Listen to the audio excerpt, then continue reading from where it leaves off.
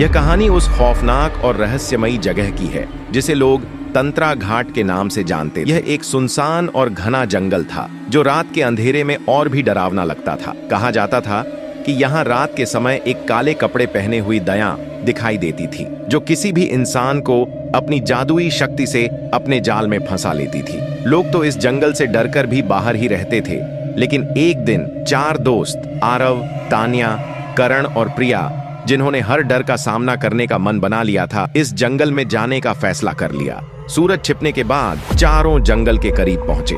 उनके हाथों में टॉर्च और कैमरे थे ताकि वे यह साबित कर सकें कि इस जंगल में कोई भूत प्रेत नहीं है। हंसी खुशी और मजाक करते हुए वे जंगल में घुस गए, लेकिन जैसे ही वे और गहरे अंदर गए, उनके चेहरे पर डर साफ नजर आने लगा।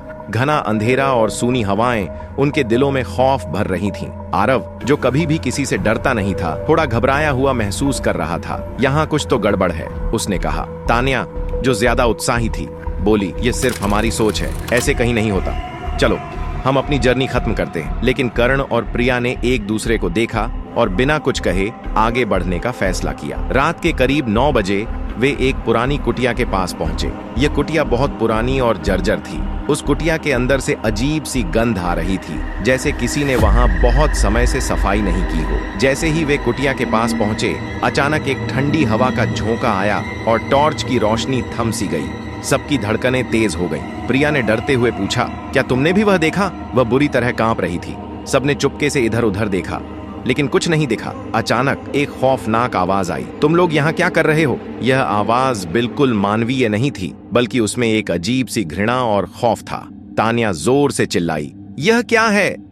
और सब घबराकर कुटिया की ओर दौड़े। लेकिन जैसे ही वे कुटिया के करीब पहुंचे, कुटिया का दरवाजा खुद ब खुद खुल गया। चारों के मन में डर समा गया, लेकिन वे आगे बढ़े। अंदर घुसे तो देखा कि वहां कोई नहीं था, सिर्फ एक पुराना लकड़ी का पलंग और एक टूटे हुए शीशे का फ्रेम पड़ा हुआ था। लेकिन जैसे ही उन्होंने उस कमरे में कदम रखा, अचानक खिड़की से एक काले कपड़े में लिपटी हुई आकृति आई। वह आकृति एक औरत की थी, लेकिन उसकी आंखें पूरी तरह काली और नफरत से भरी हुई थीं। तुम लोग कभी नहीं बचोगे, उस औरत ने खौफनाक आवाज में कहा। चारों के दिलों की धड़कनें थम गईं। तान्या ने घबराकर पीछे मुड़कर भागने की कोशिश की, लेकिन उसकी टांगें जैसे सुन्न हो गईं। एक अजीब शक्ति ने उसे जकड़ लिया। करण और प्रिया भी वहीं फंस गए। आरव को भी अब समझ में आ गया कि यह एक जादुई शक्ति है जो इस जंगल के अंदर बस चुकी है। उनके पास कोई रास्ता नहीं था। हर दिशा में वही काली महिला थी जो अब धीरे धीरे उन सभी के पास पहुंचने लगी थी। उस महिला ने एक अजीब से मंत्र का उच्चारण किया और अचानक चारों के आसपास एक गहरी धुंध फैलने लगी। सब कुछ धुंधला होने लगा। अचानक वह महिला चीखते हुए बोली, अब तुम लोग मेरे जाल में फंसे हो, कोई नहीं बच सकेगा। आरव ने बड़ी मुश्किल से खुद को उस धुंध से बाहर निकाला और चीखते हुए कहा, हमने जो किया वह गलती थी, हम वापस नहीं जा सकते।